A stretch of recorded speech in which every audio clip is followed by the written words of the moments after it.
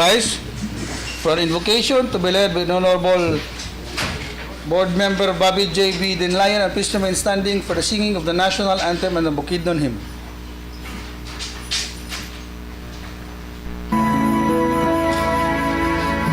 Do not let your hearts be troubled. Do not stay afraid. It is really I whom you see. I offer you now my peace. I have waited for this moment to be with you again. In my heart you'll remain. In your heart I'll stay. Almighty and loving God, we humbly come before you as we commence this 50th regular session of the 28th Sangguniang Panlalawigan of Bukidnon. We thank you for the gift of life, the blessings you have bestowed upon our province, and the privilege of serving our people. Grant us wisdom to discern what is right, courage to uphold justice, and humility to place the welfare of our constituents above all personal interest. May our deliberations be guided by truth, respect, and sincere commitment to the common good. Bless our Governor, Vice Governor, members of this august body, department heads, employees, and every family throughout Bukidnon. Strengthen our unity so that, despite our differences, we may work together in peace and harmony for the progress and prosperity of our beloved province. Help us become faithful stewards of the trust given to us by the people. And may every resolution, ordinance, and decision we make bring honor to you and genuine service to the communities we represent. All this we ask in your most holy name. Amen.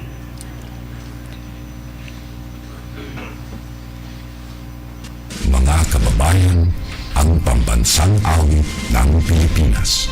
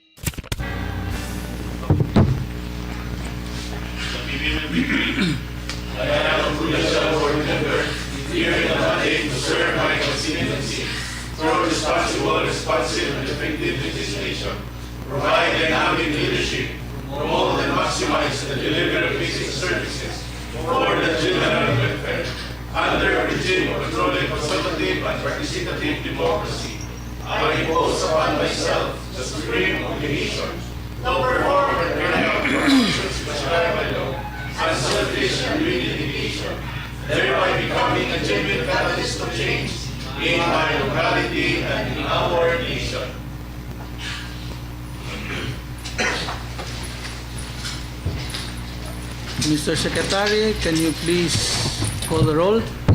Yes, Honorable Presiding Officer. Roll call. Provincial Vice Governor Clive D. Quino, Here. Board Member Marlon Sr. B. Albarisi, Board Member Godofredo I. Balansag, absent with an approved travel order. Board Member Minerva C. Casinabi, Board Member Bobby J. B. Dinlayan, Board Member Marlon Brando B. Dinlayan, Board Member Armando Jr. S. Evangelista, absent. Board Member Jose Miguel S. Fortich, absent with an approved leave. Board Member Oliver Owen L. Garcia, Board Member Riel Lu S. Linas, absent. Board Member Holy Simon Santo, Board Member Eliser S. Unahon, Board Member Joseph D. Palmada, Board Member Ronalfo Jose Jr. G. Pipito, Board Member Renato S. Sumbungan. Honorable Presiding Officer, there are 11 out of 15 members of this august body who are present inside the session hall. There is a quorum. There being a quorum, the 50th regular session of the 20th SP is hereby in order. Recognizing our newly minted Majority Floor Leader, Dr. Ronalfo Jose Z. Pipito Jr. OD. Please proceed, sir. Thank you, Mr. Presiding Officer, for the complete introduction. Of course.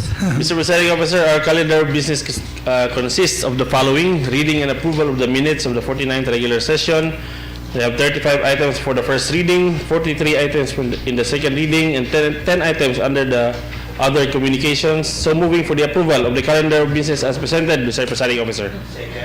Objections, comments? There being none, the calendar of business of the 50th regular session is hereby approved. As to the minutes of the 49th regular session of the 28th Sangguniang Panlalawigan held at the SP Session Hall, Malaybalay City on June 30, 2026, copy of the same has been disseminated in advance for consideration of this august body. Thus, I move to dispense of the full reading of the said minutes, Mr. Presiding Officer. Objections, comments? The full reading of the minutes of the 49th regular session is hereby dispensed with. I move further for the approval and adoption of the said minutes, Mr. Presiding Officer. Objections, comments? There being none, motion is approved. Proceeding to our first reading, reference of business, may I request our Secretary to read the first item therein, Mr. Presiding Officer. The Honorable Secretary is recognized. Go ahead, sir. Thank you, Honorable Presiding Officer. Thank you, Majority Floor Leader. First reading, reference of business, item number 1.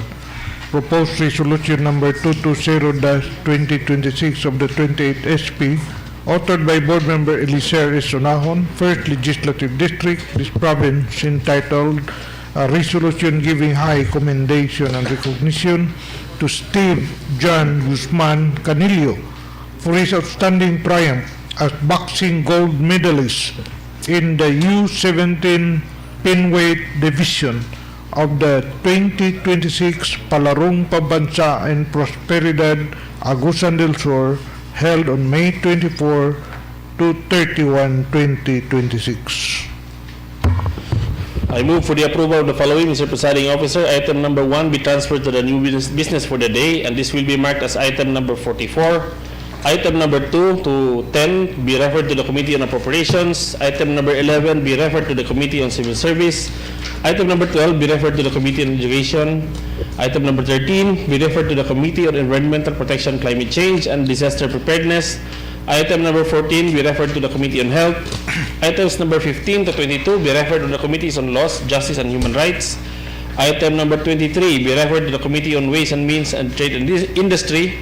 Item number 24 to 34 be transferred to the new business for the day, and this will be marked as item number 45 to 55.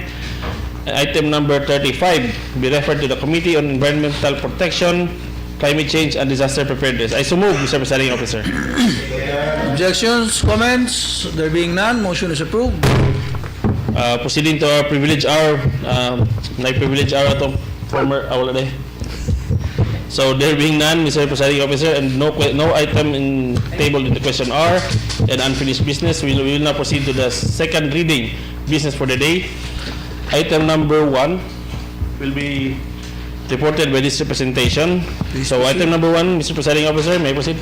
Please proceed. Majority floor. Thank you, Mr. Presiding Officer. Item number 1 is committee report number 2026-H-039 of the 28th SP of the Committee on Health, to which is referred proposed ordinance number 029-2026, sponsored by this representation, entitled an ordinance adopting, localizing, and strengthening the implementation of Republic Act number 9439, otherwise known as an act prohibiting the detention of patients in hospitals and medical clinics on grounds of non-payment of hospital bills or medical expenses in all government and private hospitals and health facilities in the province of Bukidnon, pursuant to the General Welfare Clause of the Local Government Code of 1991, and providing mechanisms for its enforcement and penalties for violations thereof.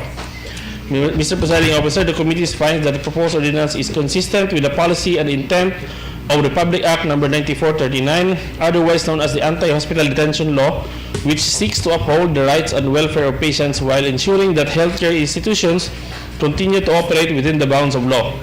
Furthermore, the enactment of the local measure will promote greater awareness among healthcare providers and the public, establish an effective mechanism for monitoring compliance, and strengthen the implementation of the law within the province of Bukidnon.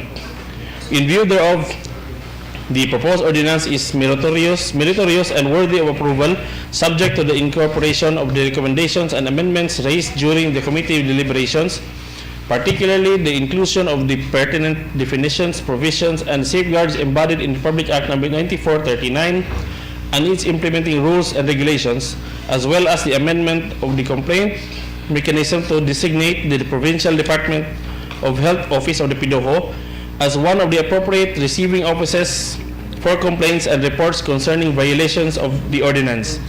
The committee believes that these amendments will further strengthen the implementation, monitoring, and enforcement of the measure and ensure greater protection of patients' rights while promoting accountability among healthcare institutions throughout the province of Bukidnon.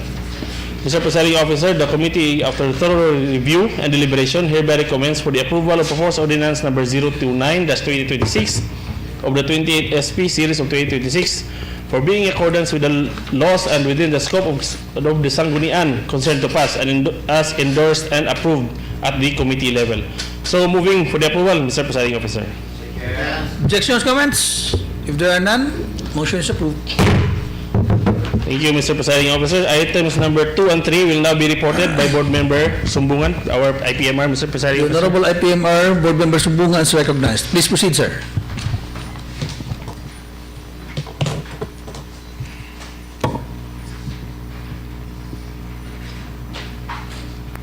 Thank you, Presiding Officer. Thank you, Majority Floor Leader and distinguished Medhapon Alan Canoy. Madam, I have two committees report to present. First is item number 2, the report of the Committee of Indigenous Cultural Communities, Indigenous People, to which was referred Committee Report number 2026-20 Sangguniang Bayan 44 regular session series of 2026, approved on June 1 by the Sangguniang Bayan of Kadingilan, Bukidnon, entitled An Ordinance for Observance Conduct of ICCIP's Kirintokon Manubo Tribal Ritual, during the annual opening of classes in the public elementary schools District 1 and 2 of Kadingilan, Bukidnon, pursuant to the Section 29 of Republic Act number 8371, known as the Indigenous People Right Act of 1997. Have considered the same, I hereby submit their findings, comments, and recommendation. Comments and findings. The ordinance institutionalizes the conduct of Karintukon Manubo tribal ritual during the annual opening of classes of Kadingilan Central Elementary School and Kabadjangan Central Elementary School, promoting cultural preservation, social inclusion, and respect the rights of indigenous peoples in accordance with the Indigenous People Right Act, IPRA of 1997. The committee found that the ordinance is consistent with the government commitment to inclusive education and the preservation of indigenous cultural heritage by establishing coordination among the DepEd district offices. The indigenous people's mandatory representative and tribal elders by Lance Walian. It also provides a budget allocation of 30,000 pesos, further demonstrating the municipality's commitment to providing the necessary resources for the effective implementation of these cultural activities. Furthermore, the ordinance complements Section 29 of Republic Act number 8371 IPRA by recognizing and protecting the cultural tradition and institution, indigenous cultural communities, indigenous peoples, ICCIPs, thereby ensuring continued local government support to the preservation of their cultural identity. Recommendation. The committee, after due deliberation and careful study, hereby recommend for the approval of ordinance number 2026-2017 SP 44 regular session approved on June 1, 2026 of the Sangguniang Bayan of Kadingilan, Bukidnon, for being proper in order and within competence of local government to implement, with the added recommendation that the office of the municipal IPMR and the concerned school head establish a simple monitoring and reporting mechanism to track the conduct of this ritual annually. So recommended approval, Mr. Chair. There being none, motion is approved.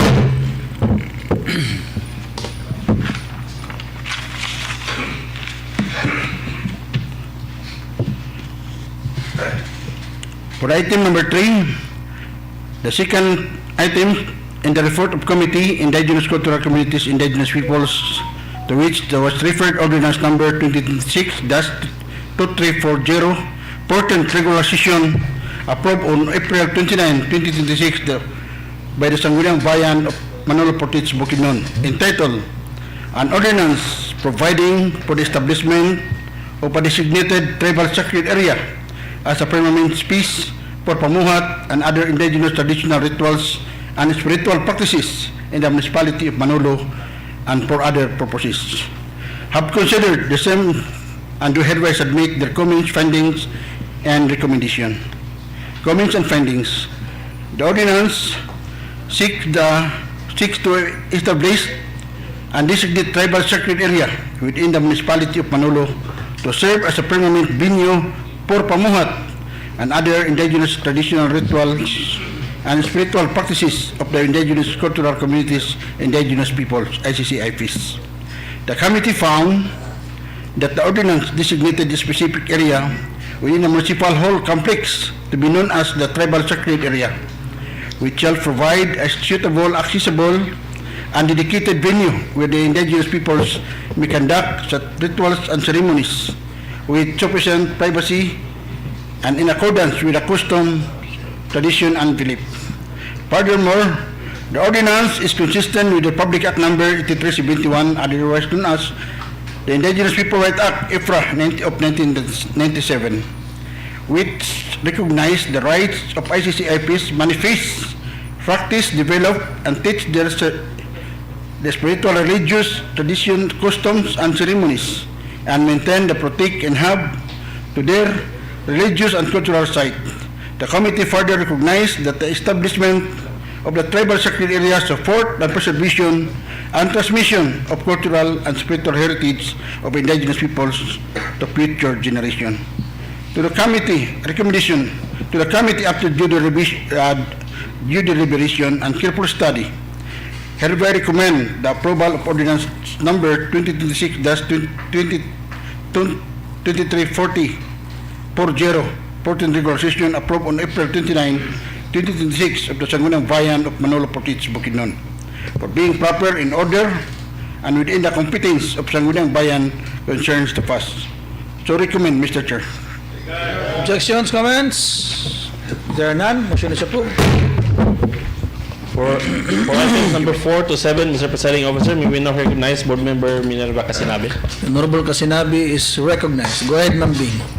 Thank you, Honorable Presiding Officer, Majority Floor Leader, to all my colleagues, staff, may hapon sa atong tanan. Maayong hapon, ma'am. Honorable Presiding Officer, the Committee on Education, to which was referred Ordinance Number 43-2026, Series of 2026 approved on May 29, 2026 of the Sangguniang Bayan of Cabanglasan, Bukidnon, entitled An Ordinance Establishing the Leadership and Academic Excellence Awards for Graduating Primary and Secondary Students in the Municipality of Cabanglasan, providing guidelines therefore and for other purposes, have considered the same and hereby submit their findings, comments, and recommendations. Findings: the committee finds that the ordinance establishes the Cabanglasan Leadership and Academic Excellence Awards program to recognize and reward graduating primary and secondary students who have demonstrated outstanding academic achievement and exemplary leadership. The measure promotes educational excellence, leadership development, discipline, and community involvement among learners through the conferment of awards and incentives to qualified students awardees within the municipality of Cabanglasan. Pursuant to Section 16 of Republic Act Number 7160, otherwise known as the Local Government Code of 1991, local government units are vested with the authority to exercise powers necessary, appropriate, or incidental to the efficient and effective governance of the respective jurisdictions and to promote the general welfare of their inhabitants, including measures that enhance access to quality education and foster the development of the youth. The committee finds that the ordinance is consistent with the foregoing authority as it establishes a municipal mechanism for recognizing academic excellence and leadership among graduating students, encourages the pursuit of scholastic achievement and civic responsibility, and supports the municipality's educational and youth development initiatives by providing institutional recognition to deserving learners. The ordinance reinforces the value of academic achievement, leadership, discipline, and active participation in community affairs, thereby contributing to the development of responsible and productive citizens. The measures likewise complements the efforts of educational institutions in promoting excellence among learners and affirms the municipality's commitment to advancing educational outcomes within its jurisdictions. Recommendations: the committee hereby recommend for the approval of Ordinance Number 43-2026, Series of 2026, from the Sangguniang Bayan of Cabanglasan, Bukidnon, for being proper in order and within the competence of the Sangguniang Bayan to enact. So recommended for the approval of this committee report, Your Honor.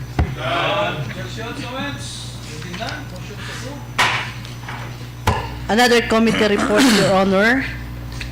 Again, the Committee on Women and Family Relations, to which was referred Executive Order Number 6, Series of 2025, dated January 17, 2025, from the Office of the Municipal Mayor of Damulog, Bukidnon, entitled An Act Appointing the Women Federation President of the Municipality of Damulog as partner in the implementation of women's rights in local government unit of Damulog, Bukidnon.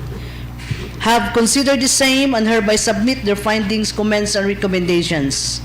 The findings, the committee finds that the issuance designates the Women Federation President of the Municipality of Damulog as a partner in the implementation of women's rights, initiatives, and gender-responsive programs within the local government unit. It recognizes the role of women's organizations in advancing gender equality, women's empowerment, and community participation, and defines the term of office, functions, and responsibilities of the Women Federation President in coordinating and supporting programs and services for women in the municipality. Pursuant to Section 16 of Republic Act Number 7116, known as the Local Government Code of 1991, again, every local government unit possesses the authority to exercise powers necessary, appropriate, or incidental to the effective governance and promotion of the general welfare of its women's rights programs constitutes a valid exercise of the municipality's general welfare powers, as it strengthens women's participation in local governance, promotes gender-responsive development, and enhances the delivery of programs and services beneficial to the women and the community. By defining the functions and responsibilities of Women Federation President, the measure provides an organized mechanism for coordinating initiatives, mobilizing resources, and fostering collaboration among government agencies, non-government organizations, and community-based groups.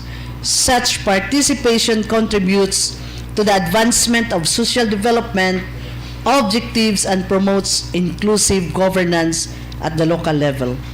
Recommendations: the committee hereby recommend for the approval of Executive Order Number 06 from the Office of the Municipal Mayor of Damulog, Bukidnon, for being proper, in order, and within the competence of the local chief executive concerned to promulgate. So recommended for the approval of this executive order, Your Honor. Objections, comments? If there are none, motion is approved. Another committee report, Your Honor, on women and family relations, to which was referred Ordinance Number 002, Series of 2026, approved on May 28, 2026 of the Sangguniang Bayan of Lantapan, Bukidnon, entitled An Ordinance Granting Free Civil Registration Services and Support for the Conduct of a Libreng Kasalan in Barangay Basak during the 31st araw ng Basak 2026. The findings: the committee finds that the ordinance grants free civil registration services and support to conduct of a libreng kasalan in Barangay Basak during the 31st araw ng Basak celebration. The measure facilitates access to essential civil registry services, including the registration of live births, procurement of certified civil registry documents, application for marriage licenses, and the conduct of mass wedding ceremonies for qualified couples. By assisting residents in securing legal documentation and formalizing their civil status, the ordinance promotes accessible public service and advances the social welfare of the constituents of the municipality of Lantapan. Recommendations: the committee hereby recommend for the approval of Special Ordinance Number 002, Series of 2026 on the 16th SP of the Sangguniang Bayan of Lantapan, Bukidnon for being proper in order and within the competence of the Sangguniang Bayan to enact. So recommended for the approval of this committee report, Your Honor. Objections, comments? There being none, motion is approved. The last committee report, Your Honor, again, from the Committee on Women and Family Relations, to which was referred Ordinance Number 2026 on the 33rd regular session of the Sangguniang Bayan of Dangkagan, Bukidnon, entitled An Ordinance Localizing and Strengthening the Implementation of Republic Act Number 9262, otherwise known as the Anti-Violence Against Women and Their Children or VAUSI, Act of 2004 in the Municipality of Dangkagan, Bukidnon, providing mechanisms for protection, support services, and providing funds thereof. Have considered the same and hereby submit their findings, comments, and recommendations. The committee finds that the ordinance designates the Local Committee on Anti-Trafficking and Violence Against Women and Their Children or LCAT-VAUSI as a primary coordinating body, outlines the functions of Barangay VAUSI desks and the Crisis Center for Women and Children, and provides for funding, monitoring, information campaigns, capacity building activities, and penal sanctions for violations of its provisions. However, upon review, the committee found procedural defects affecting its effectivity. Pursuant to Section 511 of Republic Act Number 7160, otherwise known as the Local Government Code of 1991, ordinances with penal sanction take effect only after publication in the newspaper of general circulation within the province where the local government unit belongs. For recommendations, the committee hereby recommend that ordinance number 2026-08 of the Sangguniang Bayan of Dangkagan, Bukidnon be referred back to its origin for compliance of the aforementioned findings to ensure conformity with the existing laws and regulations. So recommended for the approval of this committee report, Your Honor. Objections, comments? If there are none, motion is approved. Thank you. Thank you, Honorable Kasinabi. Majority floor. Yes, Mr. Presiding Officer, we will now proceed to items number 8 to 27. This will be reported by Board Member Garcia. May we now recognize Board Member Honorable Garcia Attorney is recognized. Please proceed, sir. Thank you. Good afternoon, Mr. Chair, to our new majority floor leader and to the rest of the members of the Sangguniang Panlalawigan and our staff. Mayong hapon sa tanan. Mayong hapon. Item number 8 is committee report of the Committee on Engineering and Public Works, committee report number 009. Mr. Chair, the executive, the Committee on Engineering and Public Works, to which was referred, Executive Order Number 11, Series of 2026, dated February 12, 2026, from the Office of the Municipal Mayor of Baongon, entitled An Order is Establishing the Local Infrastructure Audit Team, LIAT, of the Municipality of Baongon, Bukidnon, and providing guidelines for the conduct of the Infrastructure Audit Program. Have considered the same and hereby submit their findings, comments, and recommendations. Findings. The executive order establishes the local infrastructure audit team of the municipality of Baongon, Bukidnon, and provides guidelines for the conduct of the infrastructure audit program to assess the condition, safety, and resilience of LGU-owned and lifeline vertical infrastructures. The issuance is anchored on Republic Act 7160 or the Local Government Code of 1991, which mandates LGUs to promote public welfare and safety. Republic Act number 10121 or the Philippine Disaster Risk Reduction Management Act of 2010 and the DILG Memorandum Circular number 2025-071 directing LGUs to establish local infrastructure audit teams and implement infrastructure assessment measures. The committee finds that the establishment of the LIKT supports the municipality's disaster preparedness and infrastructure management initiatives by ensuring systematic assessment, monitoring, and documentation of public infrastructure to reduce disaster risk and enhance public safety. The committee finds the executive order consistent with existing laws and national directives and within the authority of the local government unit to adopt measures that strengthen disaster preparedness, infrastructure resilience, and public safety. Recommendation of committee, after review and careful study, hereby recommend for the approval of Executive Order Number 11 Series of 2026 dated February 12, 2026 from the Office of the Municipal Mayor Baongon, Bukidnon for being proper in order and within the competence of the local chief executive concerned to promulgate. So recommended, Mr. Chair. Objections, comments? There being none, motion is approved. Items number 410, 9. Item number 9 is a joint committee report of the Committee on Laws, Justice, and Human Rights. Committee report number 331. Mr. Chair, the committee to which was referred letter dated May 4, 2026 of the Provincial Governor Rogelio Neil P. Roque requesting this august body for authority to enter into a deed of absolute sale and in behalf of the Provincial Government of Bukidnon with Dexter Maxileo P. Gamo et al.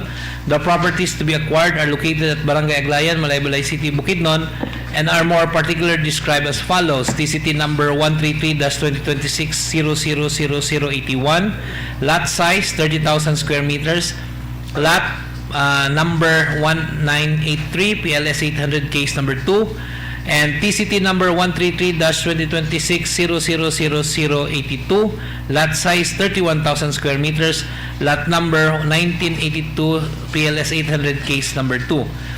The said properties have a total aggregated area of 61,000 square meters, and based on the final estimate value of 752 per square meter, the total consideration amounts to 45,872,000 pesos. Findings. The Chair emphasized that as a matter of procedure, an appraisal committee report must undergo verification and that the applicable zonal valuation should be examined and validated. About the accessibility and location of the subject property, particularly whether it is situated along the highway, the representative from the Provincial Assessor's Office reported that the properties have two primary access roads, one route leading to the Sairi Highway with an approximate distance of 3 kilometers and another route connecting to the Aglayan Public Market spanning 2.56 kilometers. It was further reported that an existing access road leading to Lapanday Pineapple Plantation had been closed by the property owner on the basis that it is a private road, while another internal access road was verified as a barangay road. Mr. Richard Okit further raised that while the 752 square meter valuation was based on the appraisal report, the actual offer to sell submitted by the owner was only 550 pesos per square meter. It was proposed that the purchase price may be negotiated, raised during the discussion. Transfer certificate reflects only the name of Mr. Dexter Maxileo P. Gamo as registered owner. However, the attached draft of the deed of absolute sale include Mr. Gamo's siblings as co-owners. To address this concern, the provincial legal officer manifested that the draft deed would be revised so that the siblings would instead appear as witnesses to the transaction to conform with the ownership reflected in the title. On inquiries regarding occupancy and physical condition of the property, it was clarified that there are no tenants occupying the property. However, it was disclosed by the seller that a waterway traverses a portion of the property. The Chair stressed that if an easement exists, enclosure of the property may not be fully feasible and that additional actual reports, access road verification, and site survey should be conducted. Likewise, the body directed the revision of the requested amount for the authorization to align with the actual offer to sell, which is 550 pesos per square meter instead of the appraised value of 752 pesos per square meter. That the total amount indicated in the request for authority shall likewise be adjusted. Further, the submission of the survey report and other supporting technical documents was requested prior to approval to validate the property boundaries, access roads, and waterways, and any existing easement or encumbrances. At the committee's request, the Provincial Legal Office has substantially complied with its directives by submitting a revised request reflecting the correct acquisition amount, a revised draft deed of absolute sale, and through the Provincial Engineering Office, the survey report with technical descriptions and other supporting technical documents. The committee finds that the deficiencies previously identified have been substantially addressed and that the matter is now ready for its consideration and appropriate action. Recommendation. The committee, after careful review, recommends the adoption and approval of the request of the provincial governor for authority to enter into and sign for and in behalf of the provincial government of Bukidnon a deed of absolute sale with Dexter Maxileo P. Gamo et al. Covering 2 parcels of land located at Barangay Aglayan, Malaybalay City, Bukidnon with an aggregate area of 61,000 square meters with a purchase price of 550 pesos per square meter or total purchase consideration of 33,550,000 pesos. So moving for the approval of the committee report, Mr. Chair. Objection. Quick query from the chair. Is this the area where that's also requested by the Bureau of Fire? Yes. This will be finally the area, Mr. Chair. Okay. Thank you for that. Motion is approved. May I now pass the resolution? Just read the title, Mr. Chair. Please proceed, sir. Yes. A resolution authorizing the provincial governor to enter into and sign for, on behalf of the provincial government of Bukidnon, a deed of absolute sale with Dexter Maxileo P. Gamo et al. Covering 2 parcels of land located at Barangay Aglayan, Malaybalay City, Bukidnon with an aggregate area of 61,000 square meters with a purchase price of 550 pesos per square meter or a total purchase consideration of 33,550,000 pesos. So moving for the approval of the said resolution, Mr. Chair. Objections, comments? There being none, motion is approved. Item number 10 to 24? 26? 23 are all committee reports of the Committee on Laws, Justice, and Human Rights. This involves executive order coming from the mayor of Damulog, Bukidnon.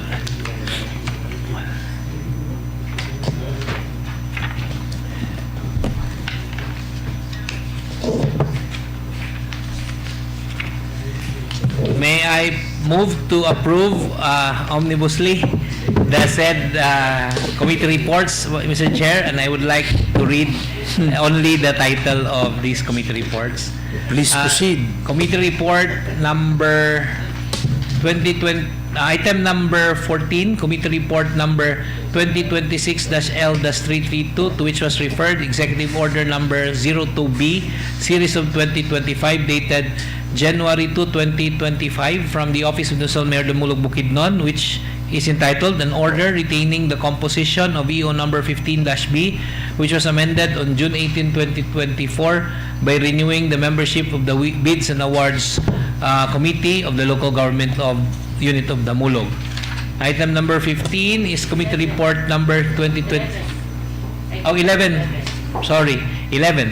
Item number 11 is committee report number 2026-L-333, to which was referred Executive Order number 7, series of 2025, dated April 30, 2025, from the Office of the Municipal Mayor Damulog, Bukidnon, entitled An Order Creating the Technical Working Group for the Philippine Rural Development Project of the Municipality of Damulog, Bukidnon. Item number 12, committee report number 2026-L-334, to which was referred Executive Order number 8, series of 2025, dated February 17, 2025, from the Office of the Municipal Mayor of Damulog, Bukidnon, entitled An Order Updating the Membership of the Municipal Appraisal Committee, at the same time act as validating and disposal team and inventory committee, providing its compositions, duties, and functions prescribed by guidelines for the conduct of appraisal of all municipal supplies, property, plant, equipment, and machinery. Item number 13 is committee report number 2026-L-335, to which was referred Executive Order number 13, series of 2025, dated February 18, 2025, from the Office of the Municipal Mayor of Damulog, Bukidnon, entitled An Order Reconstituting the Composition of the Municipal Technical Education and Skills Development Committee in the Municipality of Damulog, Province of Bukidnon.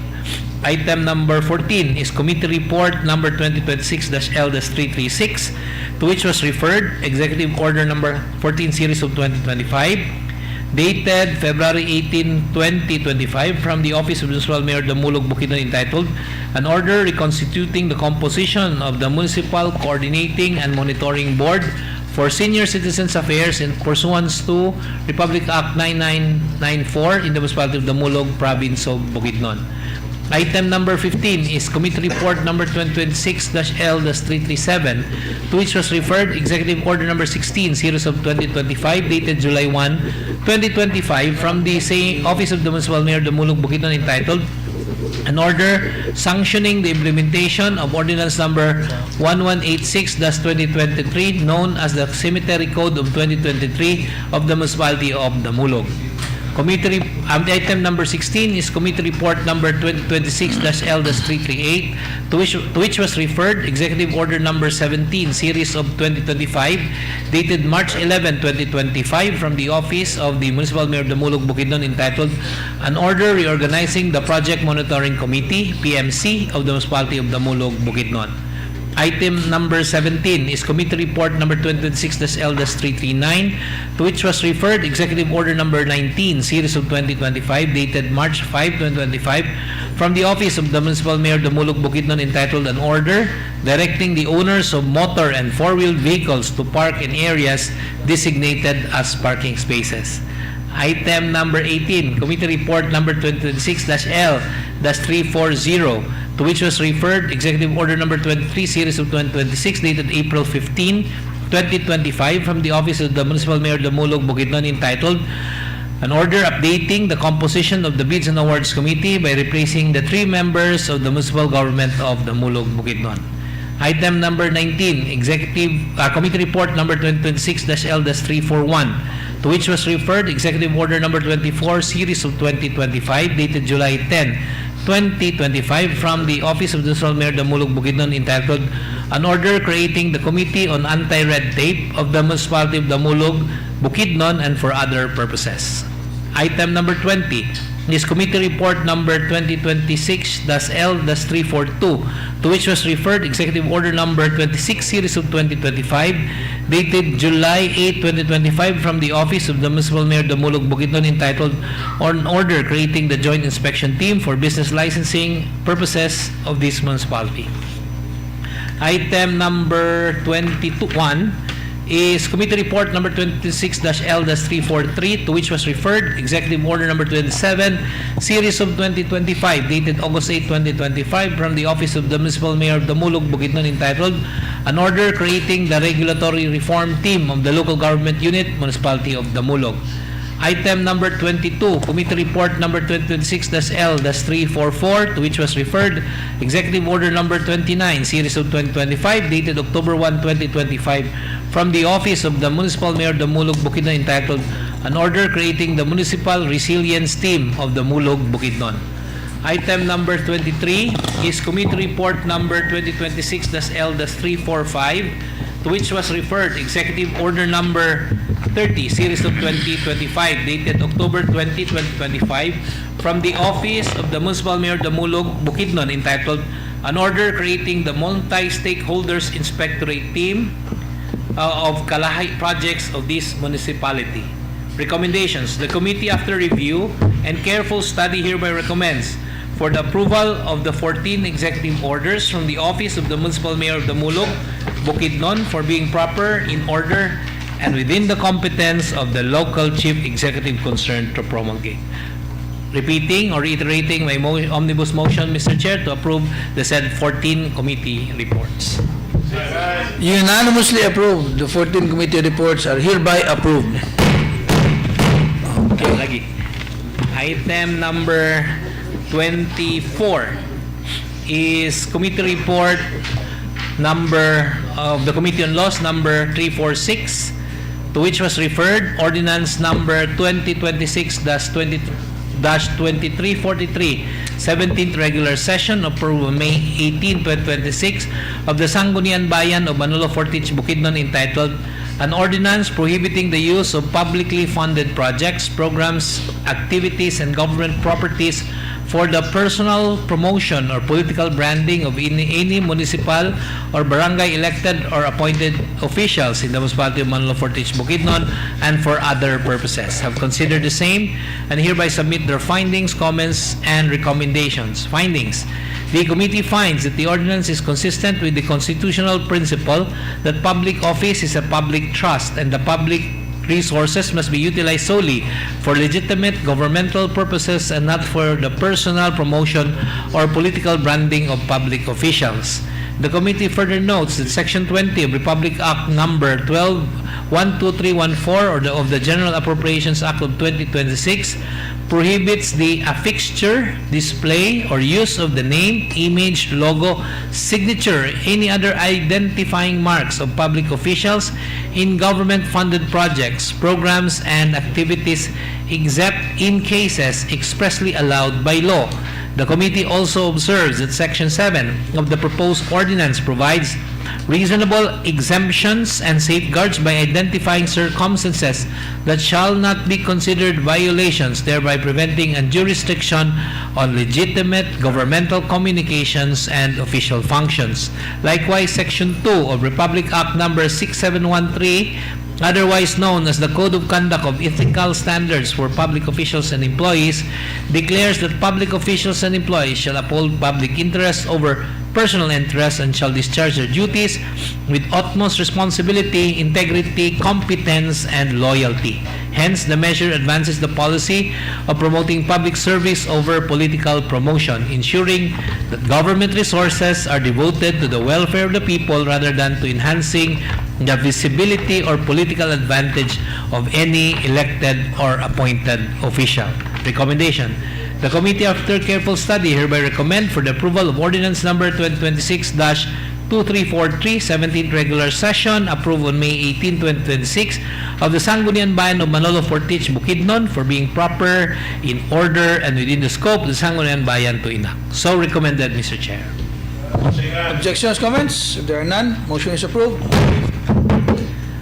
Item number 25 is Committee Report of the Committee on Laws, Justice, and Human Rights, Committee Report number L-347. Mr. Chair, the committee to which was referred, Ordinance number 2026-2335, 17th regular session, approved on May 18, 2026 of the Sangguniang Bayan of Manolo Fortich, Bukidnon, entitled An Ordinance Formally Transferring the Seat of the Municipal Legislative Body of the Municipality of Manolo Fortich to the new Government Center in Kalanawan, Barangay Tangkulan, and declaring the former legislative building along Sairi Highway as Municipal Heritage Site. Have considered the same and hereby submit their findings, comments, and recommendations. Findings. The Municipality of Manolo Fortich, in its continuing efforts to enhance governance, improve public service delivery, and ensure the efficient transition of legislative and administrative operations, finds it necessary to formally establish the new government center located in Barangay Tangkulan, Manolo Fortich, Bukidnon as the permanent and official seat of the Sangguniang Bayan and other related municipal government functions. Section 11 of Republic Act 7160, otherwise known as the Local Government Code 1991, authorizes the transfer of government sites, offices, and facilities subject to the requirements prescribed by law, including appropriate public consultations and the concurrence of the members of the Sangguniang Bayan. The committee finds that the transfer of the seat of government to the new government center will provide a more suitable and centralized location for the conduct of official business, thereby promoting efficiency, accessibility, and effective public service. Having served as center of local governance public administration for many years, the committee likewise recognizes the historical and cultural significance of the former legislative building and finds its preservation and declaration as a municipal heritage site necessary to safeguard the municipality's heritage and institutional legacy.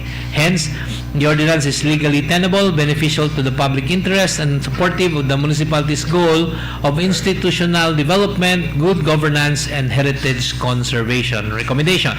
The committee, after careful study, hereby recommend for the approval of Ordinance Number 2026-2335, 17th regular session, approved on May 18, 2026 of the Sangguniang Bayan of Manolo Fortich, Bukidnon, for being proper, in order, and within the scope of the Sangguniang Bayan to enact. So recommended, Mr. Chair. Objections, comments? There being none, motion is approved. Item number 26 is committee report of the Committee on Laws, Justice and Human Rights, committee report number 348. Mr. Chairman, the committee to which was referred ordinance number 010-16 SB series of 2026 approved on April 15, 2026 of Sangguniang Bayan of Kitaw-Taw, Bukidnon entitled An Ordinance Regulating Sponsorship, Advertising, and Other Programs where support of the public will be solicited in the municipality of Kitaw-Taw, Bukidnon and for other purposes have considered the same and hereby submit their findings, comments, and recommendations. Findings. The ordinance establishes a regulatory framework governing sponsorship activities, advertising campaigns, public fundraising initiatives, and solicitation activities conducted within the territorial jurisdiction of Kitaw-Taw. It requires persons, organizations, and entities seeking to conduct such activities to secure prior authorization from municipal authorities and to comply with documentary reporting and accountability requirements. The ordinance also identifies exemptions for certain government, emergency-related, and qualified activities while prescribing sanctions and penalties for violations to maintain transparency and public trust. The ordinance is grounded on the authority granted to the local government units under Republic Act number 7160, particularly Section 16, which authorizes local governments to adopt measures necessary to promote the general welfare and maintain public order. It is further supported by Section 447, which empowers municipalities to regulate activities affecting local interest. Moreover, the ordinance finds statutory support under Presidential Decree number 1564 or the Solicitation Permit Law, which regulates solicitation activities to prevent fraudulent, misleading, or unauthorized collection activities and safeguard public interest. The ordinance functions as a local accountability and regulatory mechanism intended to ensure legitimacy and transparency in activities involving public engagement and resource mobilization. Requiring permits and documentation allows the municipality to monitor activities that may affect public order, consumer protection, and local governance interest. The ordinance appears legally sustainable insofar as it regulates the manner and administration of solicitation activities rather than restricting lawful expression or association. Nonetheless, implementation must remain consistent with constitutional standards and avoid unreasonable limitations on protected speech, charitable initiatives, and lawful civic participation. The ordinance constitutes a valid exercise of local legislative authority and municipal police power designed to promote accountability, protect the public from unauthorized solicitation practices, and preserves orderly conduct of sponsorship and advertisement activities. Subject to fair and reasonable implementation, the measure appears consistent with national law and established principles governing local autonomy and regulatory authority. Recommendation. The committee, after careful study, hereby recommend for the approval of ordinance number 010-16 SB series of 2026 approved on April 15, 2026 of the Sangguniang Bayan of Kitaw-Taw, Bukidnon for being proper, in order, and within the scope of the Sangguniang Bayan to enact. So recommended, Mr. Chair. Objections, comments? If there are none, motion is approved. Finally, item number 27 is committee report number 349 of the Committee on Laws, to which was referred ordinance number 43-2026 approved on April 30, 2026 of the Sangguniang Panglungsod of Valencia City, Bukidnon entitled An Ordinance Updating the Regulation on Operation of Business Establishments from Selling Alcoholic Beverage in the City of Valencia and Providing Penalties for Violation thereof. Have considered the same and hereby submit their findings, comments, and recommendations. Findings. The ordinance seeks to update and strengthen the existing regulatory measure governing the sale of alcoholic beverages within the territorial jurisdiction of Valencia City. It prescribes the allowable hours for the sale of alcoholic beverages, identifies establishments covered by the regulation, provides exemptions in appropriate cases, and imposes corresponding penalties for violations. The committee finds that the enactment of the ordinance is a valid exercise of the police power of the local government pursuant to Section 16 and 458 of Republic Act Number 7160, otherwise known as the Local Government Code of 1991, which authorized local government units to enact ordinances necessary to promote the general welfare and preserve public order, safety, health, and morals within their respective jurisdiction. Upon review, the committee further finds that the provision of the ordinance are consistent with existing laws and regulations and do not contravene any constitutional or statutory provisions. The regulatory measures adopted therein are reasonably related to the promotion of public order and the responsible sale and consumption of alcoholic beverages while recognizing legitimate business operations and lawful community activities. Recommendation. The committee, after careful study, hereby recommend for the approval of ordinance number 43-2026, approved on April 30, 2026 of the Sangguniang Panlungsod of Valencia City, Bukidnon, for being proper, in order, and within the scope of the Sangguniang to enact. So recommended, Mr. Chair. Objections, comments? There being none, motion is approved. Mr. Chair, for items number 28 to 37, this will be reported by Board Member, former, the best majority floor leader, Board Member Palmada, Mr. Chair. The Honorable, the best former majority floor leader, as mentioned by the current majority floor, please proceed. Good afternoon, Honorable Presiding Officer, and thank you, our majority floor leader, the Honorable Board Member Doc R.J. Pipito. Honorable Presiding Officer, in the Committee on Environmental Protection, Climate Change, and Disaster Preparedness, I have 10 items. Please proceed. From item number 28 to 37. This is item number 28, a committee report on the environmental protection, climate change, disaster preparedness regarding the proposed resolution number 216/2026 of the 28th SP, authored by the gentleman from the 2nd Legislative District, the Honorable Board Member Marlon Brando Bidinlayan, a resolution strongly urging the Provincial Disaster Risk Reduction Management Council, in coordination with all the concerned government agencies, local government units, educational institutions, and the private establishments, to conduct a monthly earthquake drill throughout the province of Bukidnon to strengthen disaster preparedness, emergency response, rescue operations, public safety, and community resilience. I've considered the same. Hereby submit the findings, comments, and recommendation.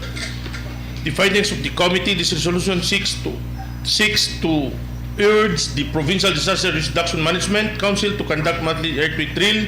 It is essential to strengthen the preparedness, enhance emergency response, and improve rescue operations. It safeguards public safety, promotes awareness, and builds the community resilience, ensuring the Bukidnon remains proactive in addressing seismic risk and protecting lives.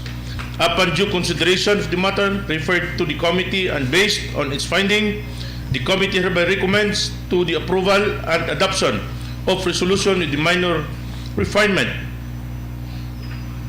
to its title, which shall then be entitled a resolution strongly urging the Provincial Disaster Risk Reduction Management Council, in coordination with all concerned government agencies, local government units, educational institutions, and private establishments, to conduct a quarterly earthquake drill throughout the province of Bukidnon to strengthen disaster preparedness, emergency response, rescue operations, public safety, and community resilience. By institutionalizing quarterly drill, Bukidnon demonstrate its commitment to proactive risk reduction, responsible governance, community protection, aligning with national disaster management frameworks.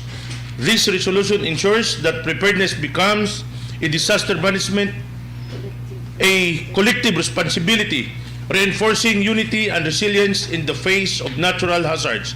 Enshrined Republic Act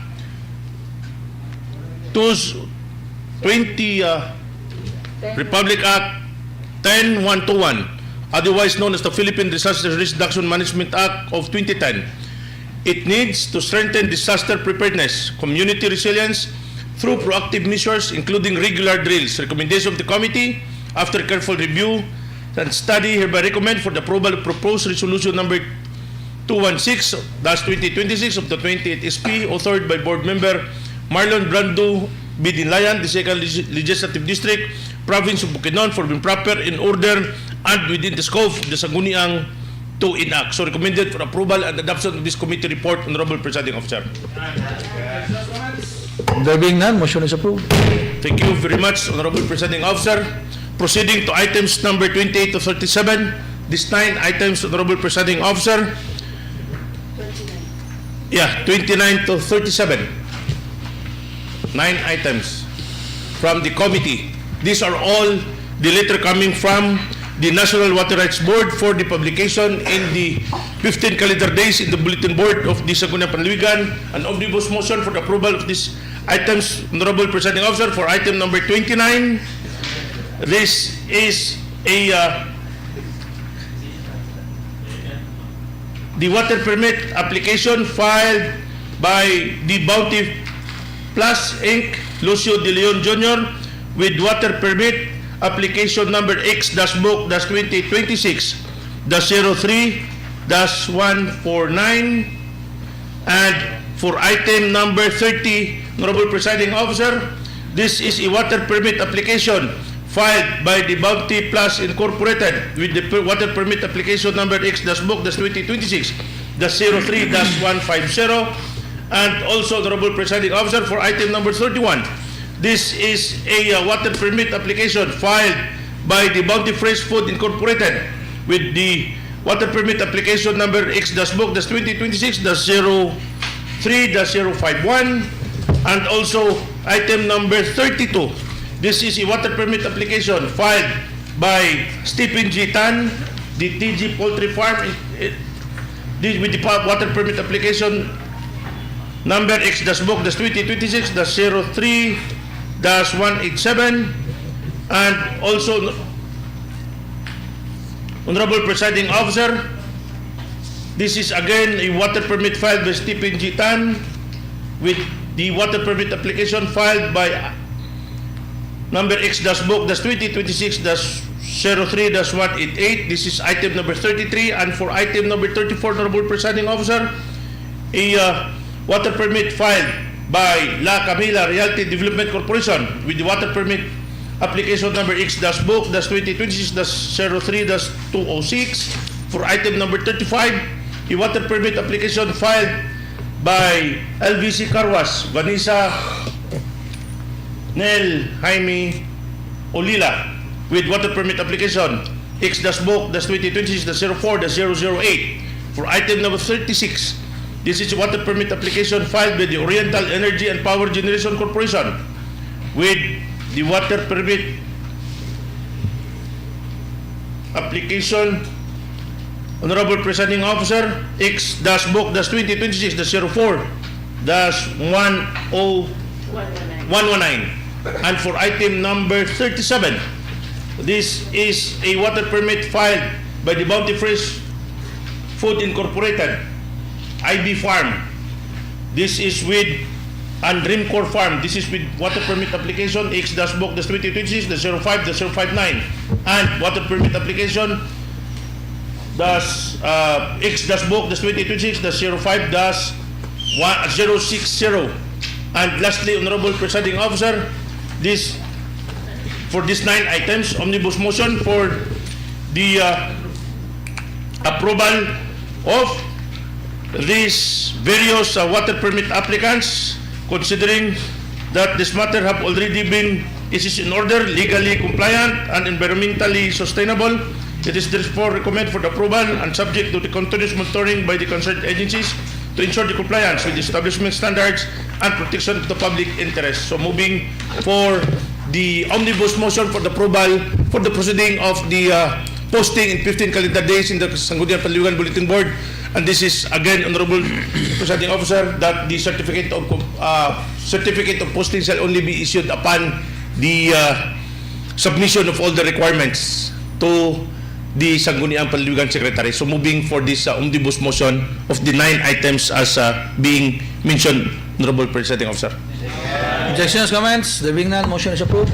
Thank you, Honorable Presiding Thank you, Honorable Palmada. Moving to item number 38, may we now recognize Mr. Presiding Officer, the board member for the first legislative district, Board Member Larry Unahon. Dito po unahon is recognized. Please proceed, sir. Thank you, Mr. Presiding Officer, and a new Majority Floor Leader. Committee report of the Committee on Public Services, Utilities, and Transportation. Mr. Presiding Officer, the Committee on Public Services, Utilities, and Transportation, to which was referred Ordinance Number 296, Series of 2026 of the 16th SB, approved on May 11, 2026 of the Sangguniang Bayan of Lantapan, Bukidnon, entitled, and Ordinance amending Ordinance Number 236, Series of 2025, increasing the authorized number of motorized tricycles, tricabs, for hire in the municipality of Lantapan from 500 units to 750 units, and amending Section 6 of Ordinance Number 192, Series of 2022, revising the period for failure to renew the mayor's permit to 1 year, have considered the same and do hereby submit their comments, findings, and recommendations. Comments and findings. The ordinance seeks to address the growing demand for local transportation by expanding the selling of authorized motorized tricycles, tricabs, while simultaneously strengthening regulatory compliance by shortening the period for failure to renew a mayor's permit. The committee finds that the ordinance is pursuant to Section 16 of Republic Act Number 7160, otherwise known as the Local Government Code of 1991, which provides that every local government unit shall exercise the powers expressly granted, those necessarily implied therefrom, as well as the powers necessary, appropriate, or incidental for its efficient and effective governance, and those which are essentials to the promotion of general welfare. Furthermore, the committee noted that under Section 447 of Republic Act 7160, the Sangguniang Bayan is explicitly authorized to subject to the guidelines prescribed by the Department of Transportation and Communications, regulate the operation of tricycles and grant franchises for the operation thereof within the territorial jurisdiction of the municipality. Hence, the adjustment of the franchise ceiling falls directly within the specific delegate legislative authority to manage local public transportation networks effectively. Additionally, revising the compliance period for the mayor's permit is anchored on the power to regulate local businesses under Section 447 of Republic Act 7160 and Article 100 of its implementing rules and regulation, which empower the Sangguniang Bayan to regulate any business and the conditions under which the license for the said business may be issued or revoked. Ultimately, this measure balances the municipality's regulatory duties with community growth, increasing the authority units, enhances mobility, and expands livelihood opportunities for residents, while tightening the renewal compliance window, strengthens enforcement, and ensures timely revenue and regulatory adherence among public utility operators. Recommendations. The committee, after careful study, hereby recommends for the approval of Ordinance Number 296, Series of 2026 of the 16th SB, approved on May 11, 2026 of the Sangguniang Bayan of Lantapan, Bukidnon, for being proper, in order, and within the competence of the Sangguniang Bayan concerned to pass. So recommended, Your Honor. Objections, comments? If there are none, motion is approved. Thank you. Thank you, Honorable Noun. Majority floor. Yes, Mr. Presiding Officer, for item number 39, may we now recognize from the Second Legislative District Board Member Bobby J. Dinlayan. The Honorable Bobby J. Dinlayan is recognized. Please proceed, sir. Thank you, Presiding Officer. Thank you to our new Majority Floor Leader and to all my colleagues and staff. Madagwaya mahapon. Dagway. Committee report. Item number 39, Committee Report of the Committee on Land Use and Human Settlement and Agrarian Reform, number 2026-U-12 of the 28th ISP.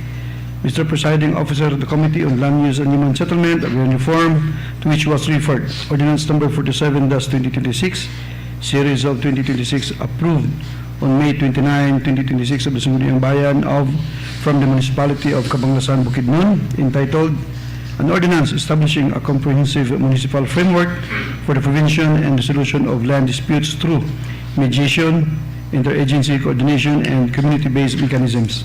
Has considered the same and hereby submits the following comments, findings, and recommendations. Comments, findings. The ordinance seeks to establish the comprehensive municipal land dispute prevention and resolution mechanism, creating a municipal framework for preventing and resolving land disputes through mediation, interagency coordination, and community-based mechanisms. This falls within the powers of a municipality under Section 447 in the General Welfare Clause of Republic Act 7160. The ordinance also cites Republic Act 9285 or Alternative Dispute Resolution, Act of 2004, Republic Act 9710, Magna Carta of Women, and the Katarangang Pambarangay Law as its legal basis, which ensure harmonization rather than conflicting with the existing laws with regard to providing community-based, cost-efficient, peaceful, and amicable resolution of land disputes within the municipality of Cabanglasan. Additionally, it establishes a municipal land dispute mediation committee and a technical support unit, strengthens the barangay level mediation, mandates coordination with the DNR, DAR, LRA, NCIP, and PNP, provides gender-responsive measures, and establishes documentation and monitoring systems. Further, based on the documents submitted, the publication requirement under Section 59 of the Local Government Code was satisfied by virtue of the attached certification of posting of the said ordinance in 3 conspicuous places of the municipality. Recommendation: the committee, after careful review, hereby recommends the approval of Ordinance number 47-2026, Series of 2026, approved on May 29, 2026 of the Sangguniang Bayan of Cabanglasan, Province of Bukidnon, for being proper, in order, and within the competence of the Sangguniang Bayan concerned. So recommended, Mr. Presiding Officer. Objections, comments? There being none, motion is approved. For items number 40 to 43, Mr. Presiding Officer, this will be reported. We will recognize Board Member Marlon Brando Dinlayan. The Honorable Marlon Dinlayan is recognized. Please proceed, sir. Thank you and good afternoon to our Honorable Presiding Officer, to our freshly designated and confirmed distinguished Majority Floor Leader. Fresh ba? Fresh? Fresh Kenny, oh. Fresh ka. For my fellow esteemed board members, our secretariat, to all the staff, to all of us here, Madagway, mahapon, kanayalan. Mr. Presiding Officer, I respectfully submit and present 4 committee reports from the Committee on Ways and Means, Trade and Industry for the consideration of these august chambers. First item, number 40. Committee report of the Committee on Ways and Means, Trade and Industry. Mr. Presiding Officer, the Committee on Ways and Means, Trade and Industry, to which was referred Executive Order number 25, Series of 2025, dated July 17, 2025, from the Office of the Municipal Mayor of Bamulog, Bukidnon, entitled An Order Fixing the Tariff on the Use of the Bus Owned by the Local Government, this municipality, have been considered the same and hereby submit its findings, comments, and recommendations. Findings: an executive order is generally used by a local chief executive to implement existing laws, ordinances, or policies within the executive branch.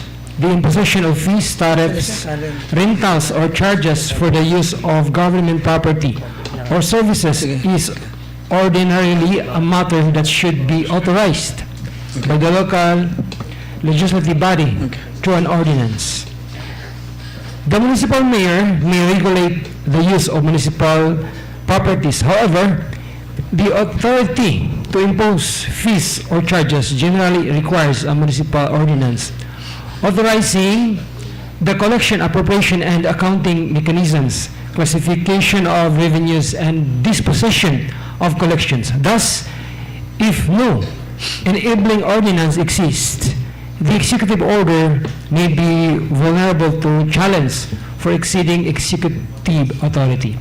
The policy objective is sound, but the issuance would be stronger and more legally defensible if it specifically cites relevant provision of the local government code, and that the fees are established through a municipal ordinance for an executive order alone may not be sufficient authority to impose and collect tariff or user fees for the use of LGU property. The committee finds that generally the bus is intended for the LGU-related activities without prejudice for private request upon the passage of the implementing guidelines. Recommendation. Considering the foregoing, the committee, after due deliberation, hereby recommended to refer back to its origin the Executive Order Number 25, Series of 2025, dated July 17, 2025, from the Office of the Municipal Mayor of the Morog, Bukidnon, for compliance of the above-mentioned findings and recommendations. So recommended, Mr. Presiding Officer. Objections, comments? There being none, motion is approved. Thank you. Second, item number 41, the same committee referred Special Ordinance Number 001 enacted on May 20, 2026 of the Sangguniang Bayan of Sumilao, Bukidnon, entitled An Ordinance Providing for Temporary Emergency Financial Relief Measures for the period of June 15, 2026 to July 15, 2026, through discounts on local fees and charges and grant of deadline extensions in the municipality of Sumilao, have been considered the same and hereby submit its findings, comments, and recommendations. Findings. The ordinance aims to provide temporary emergency financial relief measures to all residents, business establishments, farmers, transport groups, and other stakeholders within the territorial jurisdiction of the municipality of Sumilao. It was enacted in response to a declared national energy emergency under Executive Order Number 110, Series of 2026, to address the resulting economic challenges affecting fuel, transport, and basic commodity prices. Pursuant thereto, the emergency financial relief measures cover the following to wit: A. Water utility bills. B. Structural services. C. Market stall and terminal rentals. D. Certifications and clearances. E. Terminal fees on buses. And F.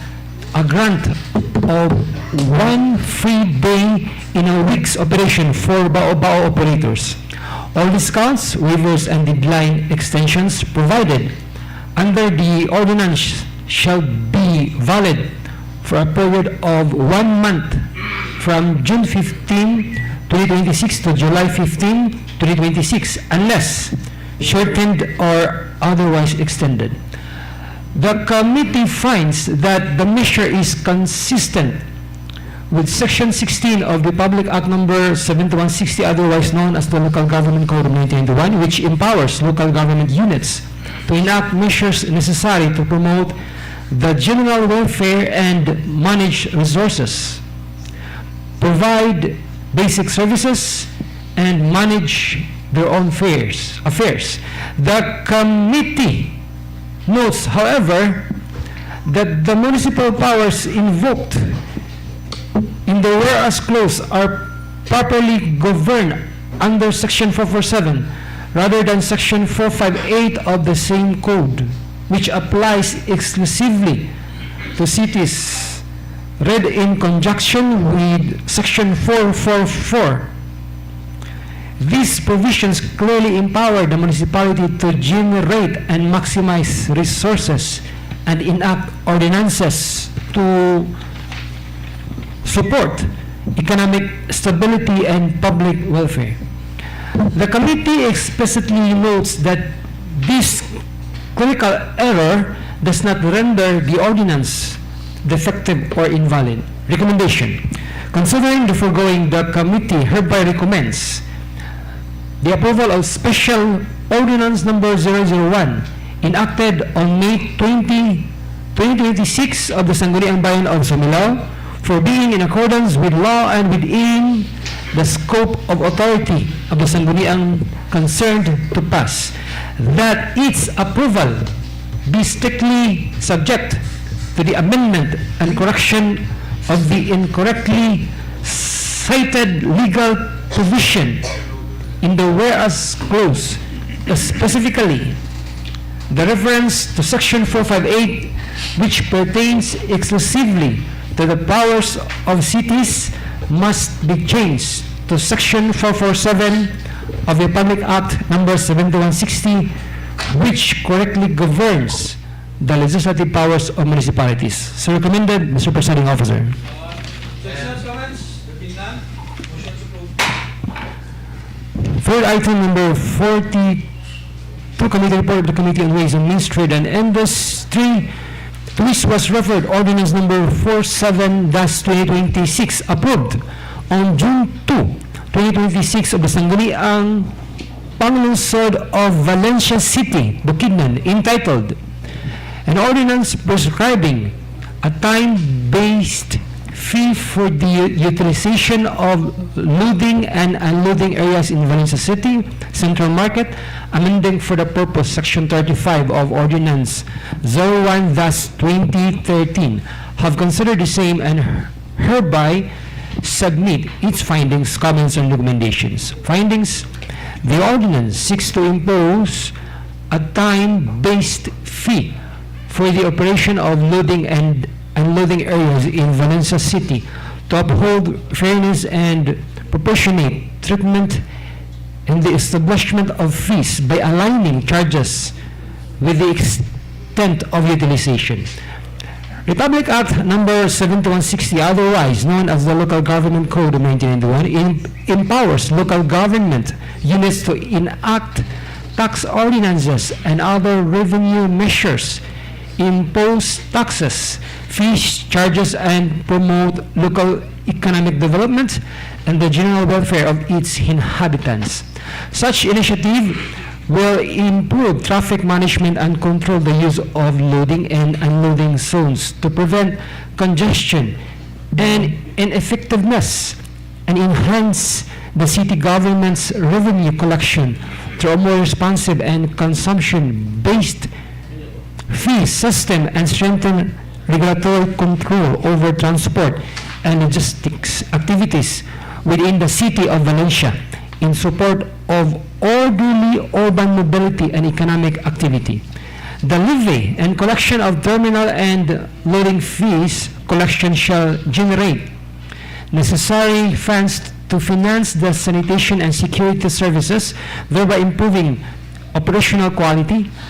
Likewise, such collection serves as an effective regulatory measure to prevent congestion, discourage illegal parking and prolonged occupancy, and ensure the orderly flow of vehicles within the market premises.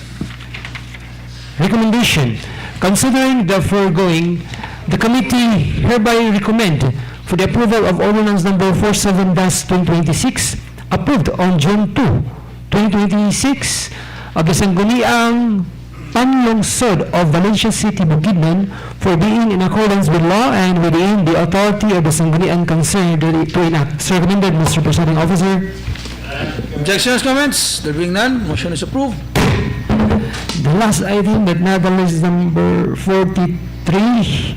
Committee report of the Committee on Ways and Means, Trade and Industry, to which was referred ordinance number 06-16 Sangguniang Bayan Series of 2026, approved on April 20, 2026 of the Sangguniang Bayan of Bangkagan, Bukidnon, entitled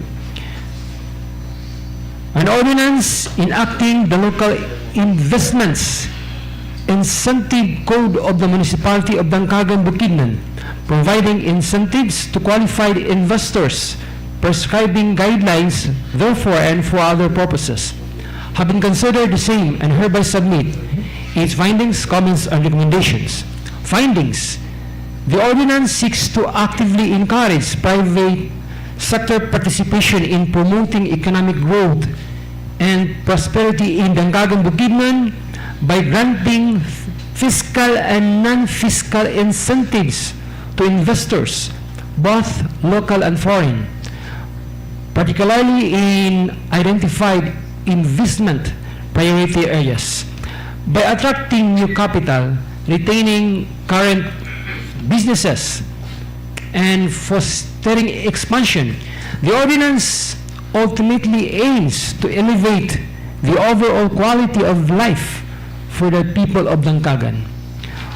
While the ordinance seeks to encourage economic growth, it is noted that a certificate of publication was not attached to the submitted documents. Under Section 511 of the Public Act Number 7160, otherwise known as the Local Government Code of 1991, the publication of or posting of ordinances with penal provisions is a mandatory requirement for effectivity.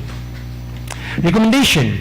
Considering the foregoing, the committee hereby recommends that Ordinance Number 06-16 SB, Series of 2026, approved on April 20, 2026 of the Sangguniang Bayan of Dangcagan, Bukidnon, be referred back to the municipality of origin without prejudice for compliance with the mandatory publication and posting requirements under Section 511 of the Public Act Number 7160.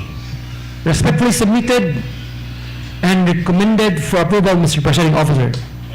Objections, comments? There being none, motion is approved. Thank you, Mr. Presiding Officer. Thank you, Honorable Before proceeding to the new business for the day, Mr. Presiding Officer, we would like to recognize our PCL President, ex-officio board member, Armando Evangelista, Mr. Chair. The Honorable Evangelista is recognized. Welcome, sir. Proceeding now to the new business for the day. For item number 44, may we now recognize our board member from the 1st Legislative District, Board Member Larry Onahon, Mr. Chair. The Honorable Larry Onahon is recognized. Please proceed, sir. Thank you, Mr. Presiding Officer and Majority Floor Leader. Proposed resolution number 220-2026 of the 28th SP. A resolution giving high commendation and recognition to Steve John Guzman Canillo for his outstanding triumph as a boxing gold medalist in the under-17 pinweight division of the 2026 Palarong Pambansa in Prosperidad, Agusan del Sur, held on May 24 to 31, 2026. Whereas the Sangguniang Panlalawigan of Bukidnon firmly upholds its commitment to foster athletic development and honor exceptional young sports leaders from the province whose national triumphs bring immense pride and prestige to the entire Bukidnon community. Whereas the Palarong Pambansa continues to serve as the country's premier national scholastic sporting platform, highlighting the pinnacle of youth discipline, athletic excellence, and competitive spirit among students athletes nationwide. Whereas during the 2026 Palarong Pambansa, staged from May 24 to 31, 2026 in Prosperidad, Agusan del Sur, secondary sports divisions gather the most talented young athletes from every region across the country. Whereas, proudly stepping in the ring under the banner of Region 10, Northern Mindanao, Steve John Guzman Canillo, an elite 16-year-old fighter residing in Zone 4, Barangay Diklum, the barangay of our Vice Governor, Manolo Fortich, Bukidnon, displayed extraordinary talent, athletic grit, and unwavering discipline. Whereas Through his masterful performance, Steve John G. Canilio decisively defeated his competitors to capture the coveted boxing gold medal in the under 17 pinweight division, earning the title of national champion and proving his elite status in youth amateur boxing. Whereas this prestigious victory stands as powerful inspiration to the youth of Bukidnon, demonstrating that homegrown talent backed by the dedication and relentless work ethic can claim the ultimate prize on the national stage. Moving for the approval of this resolution, Mr. Presiding Officer. Unanimously seconded, the motion is approved. Thank you, Your Honor. And also, Mr. Presiding Officer, I move to serve this plaque of achievement in the plenary on the 21st of July. Okay. Mr. Secretary, please take note and send the necessary invitation. This is noted, Honorable Presiding Officer. Thank you, Mr. Presiding. Thank you, Honorable Onahon. Majority Floor? Yes, Mr. Presiding Officer, for item number 45, this will be reported by this representation. Please Item proceed. number 45 is an endorsement dated June 29, 2026 with attachment of Attorney Nestor E. Cajes Jr., PG Department Head, PGSO, and BAC Chairman, forwarding to this august body and for appropriate action of the set of legal documents of RBA Al's Construction Services with an office address located at Pro 4A, Poblacion, Valencia City, Bukidnon, applying for the renewal of accreditation as a contractor to engage business with the provincial government of Bukidnon, and having established that this firm has fully complied with the necessary obligations and essential document requirements to transact business as per evaluation conducted by the Bids and Awards Committee, thus recommending, Mr. Presiding Officer, to pass a resolution for the approval of the renewal of accreditation by this contractor. So moving, Mr. Chair. Objections, comments? There being none, motion is approved. We now move on to the third and final reading, Mr. Chair. Since there are no items in the... sorry. 46 to 1. I'm sorry. Napali. Shortcut. It's an indication that you want this to be omnibusly moved, huh? Sorry.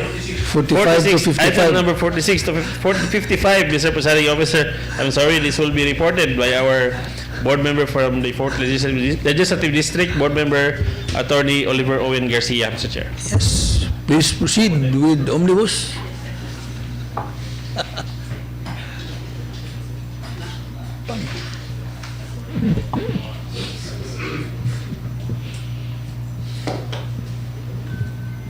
Lahi lagi ning ako.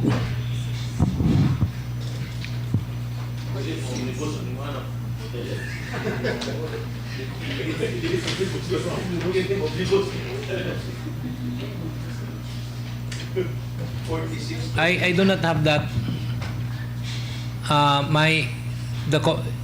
For item 46 is communications na sa ako lagi.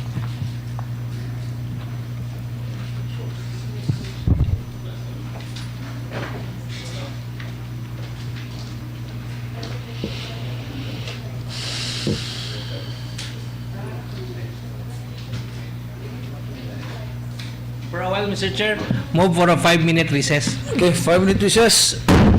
Okay, I need that.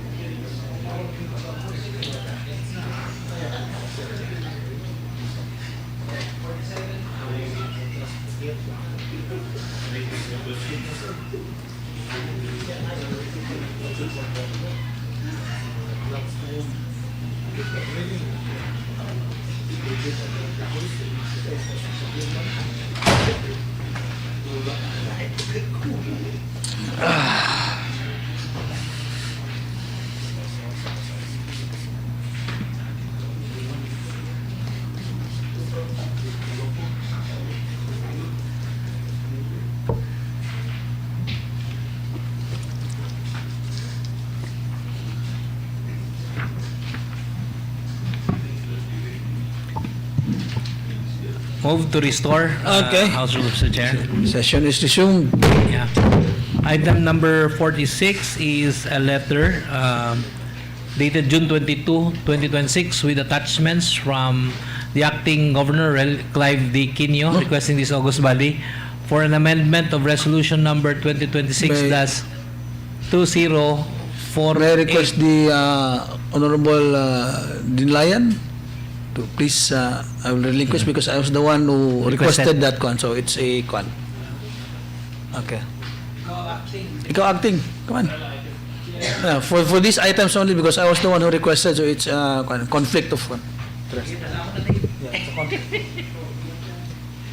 It's your time to shine. Come on, go. Good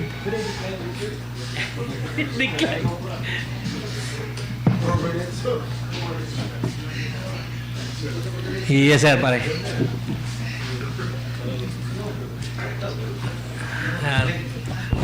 Mr. Presiding Officer, may I proceed? Proceed. Please proceed. Item number 47 is a letter dated June 22, 2026 from Acting Governor Clive D. Quino requesting for the amendment of resolution number 2026-2048 of the 28th SP, which was approved during the 44th regular session of the 28th SP entitled the Resolution Granting Authority to Provincial Governor Rogelio Neil P. Roque to enter into a deed of donation by and between the provincial government of Bukidnon and the 9 barangays of the 4th District of Bukidnon for the donation of 9 sets brand new projector, to amend the title of the resolution from donation of 9 sets brand new projectors to donation of 9 sets brand new projectors with tripod, and to correspondingly adjust the specific project titles for each of the 9 barangays indicated therein from 1 set projector to 1 set projector with tripod in accordance with the intention of the deed of donation. Upon review of the original communication, Mr. Chair, there was no mention of any tripod.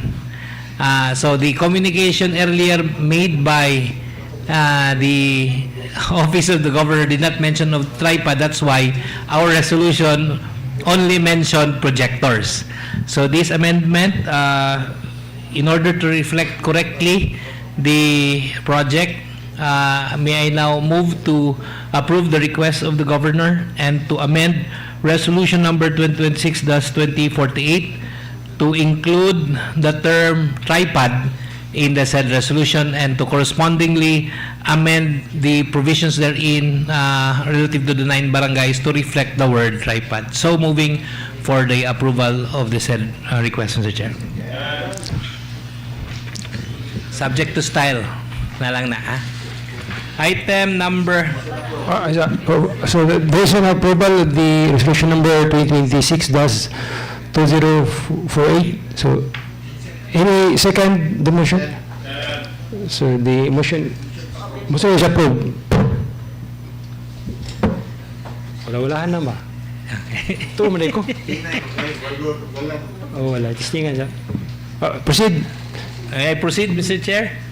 Item number 47 is a letter dated June 19, 2026 of Acting Provincial Governor Clive D. Quino requesting this August body for an authority for the Governor to enter into a memorandum of agreement by and between the Provincial Government of Bukidnon and the Philippine Statistics Authority relative to the implementation and utilization of the electronic civil registration and vital statistics system in the province of Bukidnon through the Bukidnon Provincial Medical Center, where the PSA shall grant BGB through BPMC access to and use of the ECRVS web application, including the provision of system credentials, user manuals, technical support, software updates, and other necessary assistance for the effective implementation of the system. The ECRVS system aims to facilitate the timely, accurate, secure, and efficient registration, management, and reporting of births, deaths, and other vital events consistent with the national government's thrust toward digitalization of civil registration and vital statistics services shall remain effective for a period of 3 years from the date of the signing by the parties, subject to the terms and conditions as set out in the MOA. Mr. Chair, I move to approve the request of the Governor and to pass a resolution authorizing Governor Rogelio Nil P. Roque to sign the memorandum agreement with the Philippine Statistics Authority for the implementation of the ECRVS, or Electronic Civil Registration and Vital Statistics System, at the Bukidnon Provincial Medical Center. So moving for the approval of the said resolution, Mr. Chair.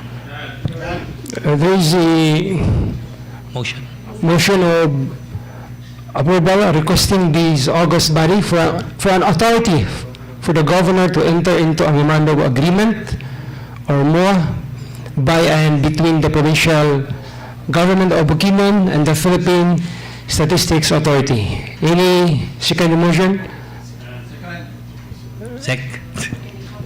Any discussion, amendment, objection? The chair is none. The motion is approved.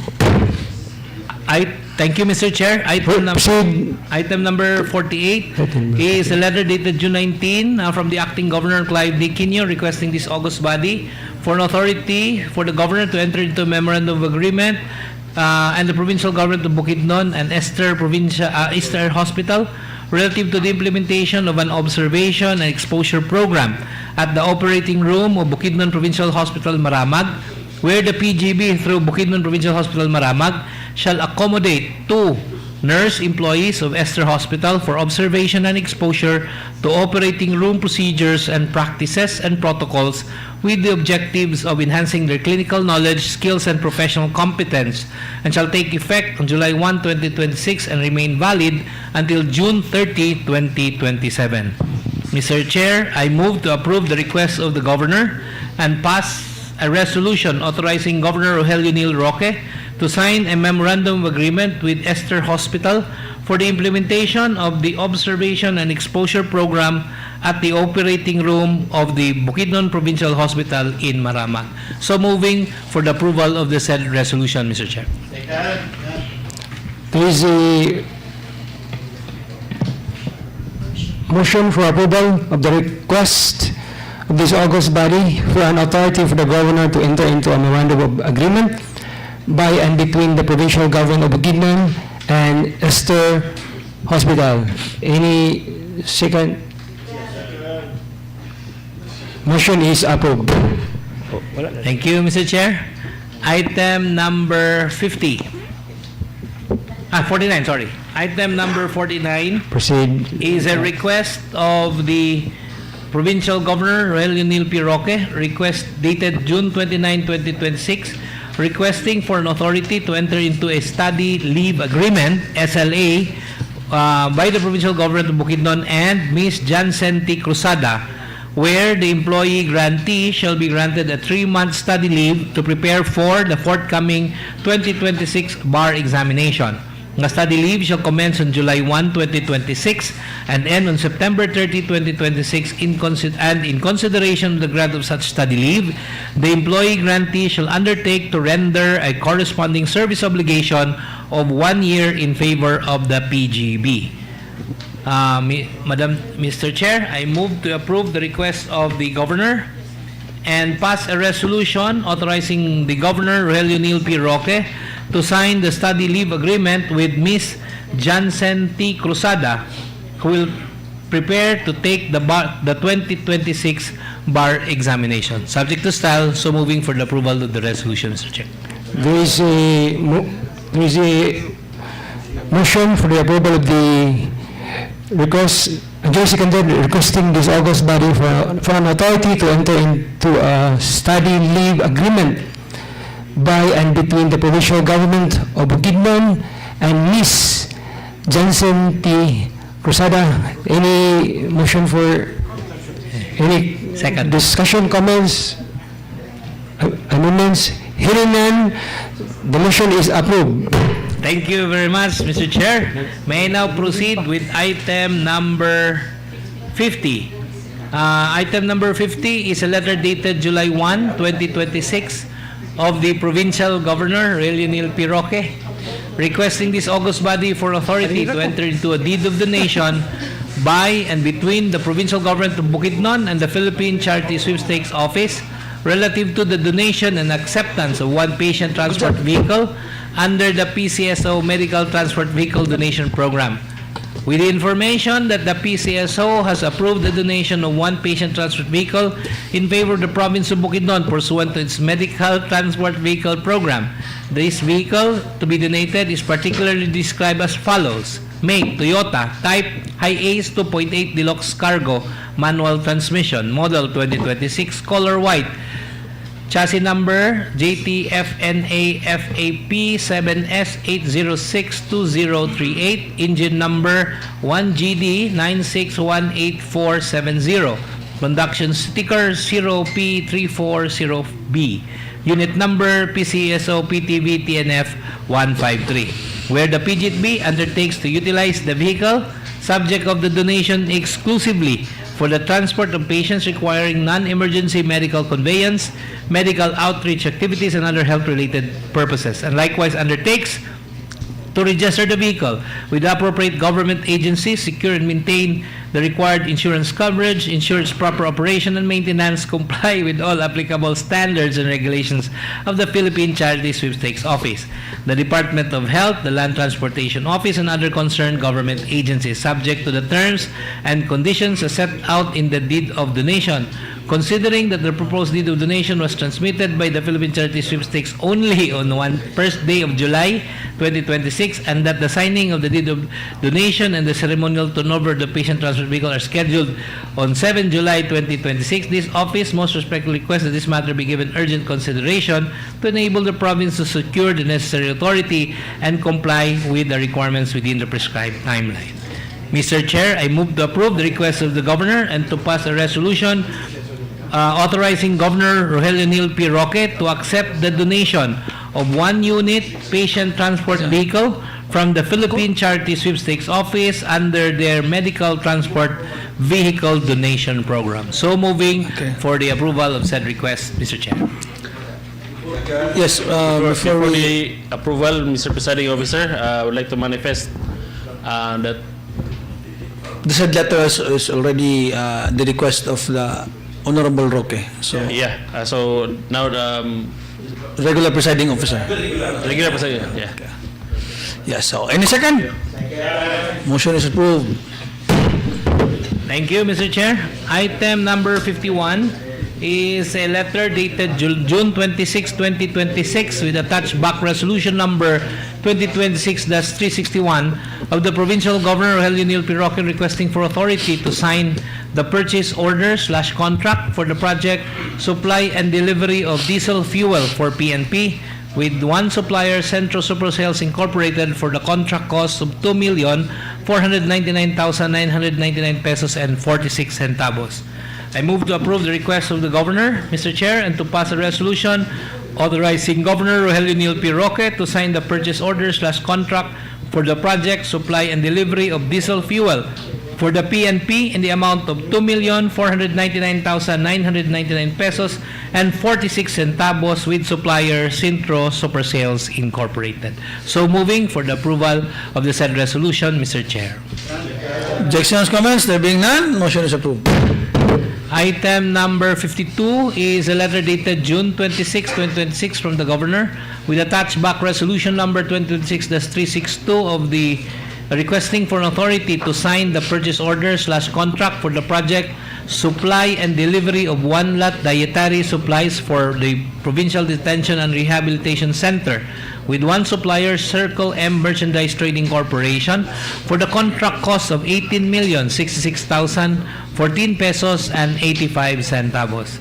Mr. Chair, I move to approve the request of the Governor and to pass a resolution authorizing Governor Rogelio Roque to sign the purchase order, contract for the supply and delivery of for the supply and delivery of 1 lakh dietary supplies for PDRC in the amount of 18,066,014 pesos and 85 centavos with supplier Circle M Merchandise Trading Corporation. So moving for the approval of the said resolution, Mr. Chair. Objections, comments? There being none, motion is approved.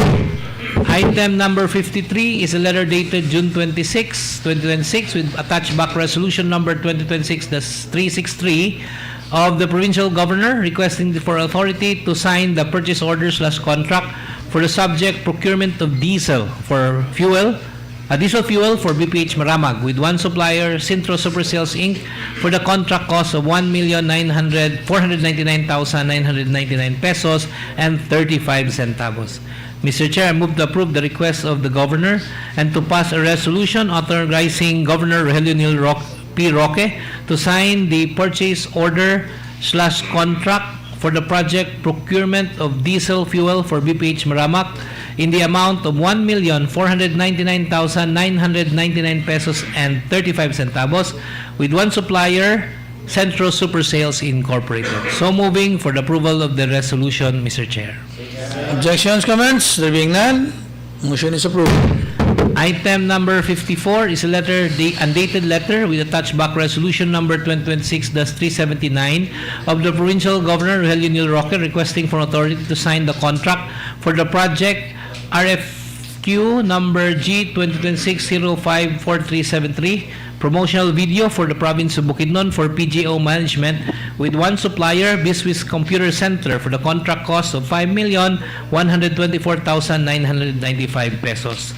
Mr. Chair, I move to approve the request of the Governor and to pass a resolution authorizing Governor Rogelio Nil Roque to sign the contract for the project promotional video for the province of Bukidnon in the amount of 5,124,995 pesos with supplier Biswis Computer Center. So moving for the approval of said resolution, Mr. Chair. Objections, comments? If there are none, motion is approved. Item number 55 is a letter dated June 26, 2026 with attached back resolution number 2026-380 of the provincial governor Rogelio Nil P. Roque requesting for an authority to sign the purchase order/contract for the project supply and delivery of monoblock chairs for SP Unahon and SP Evangelista with one supplier, Caliber Industrial Sales Corporation, for the contract cost of 2,257,986. I move to approve the request of the Governor, Mr. Chair, and to pass a resolution authorizing Governor Rogelio Nil Roque to sign the purchase order/contract for the project supply and delivery of monoblock chairs for SP Unahon and SP Evangelista in the amount of 2,257,986 pesos with supplier Caliber Industrial Sales Corporation. So moving for the approval of the said resolution, and all resolutions are subject to style. Any objections, comments? There being none, motion is approved. Mr. Presiding Officer, since there are no items for the third and final reading, we now move on to the other communications. I move for the following, Mr. Presiding Officer.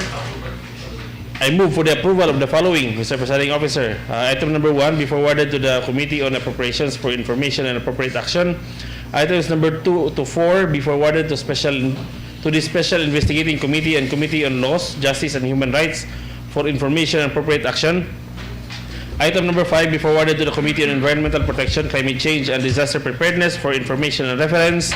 Item number 6 to be forwarded to the Committee on Engineering and Public Works for information and appropriate reference. Item number 7 be noted. Item number 8 be forwarded to all PPOC PADAC members.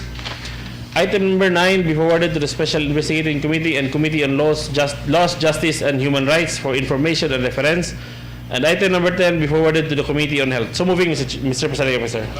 Objections, comments? There being none, motion is approved. We now move on to the other matters from the board member, Mr. Presiding Officer. Honorable Garcia. Before that, Mr. Presiding Officer, I would have two requests. I have a pending resolution to be awarded.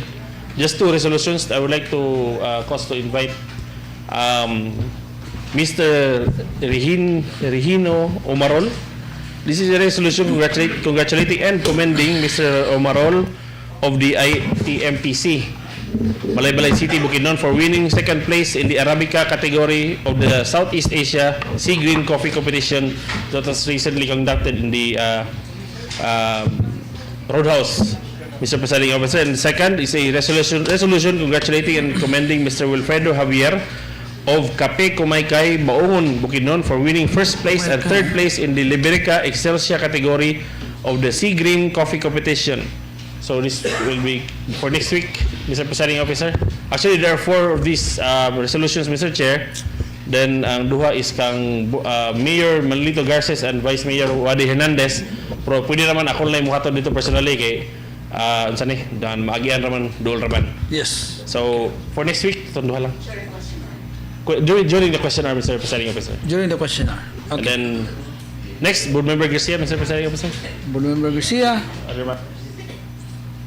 Mr. Chair, I would like to request for a committee hearing of the Committee on Laws relative to the data sharing agreement between the Philippine Statistics Authority and the PGB, which will be on Tuesday.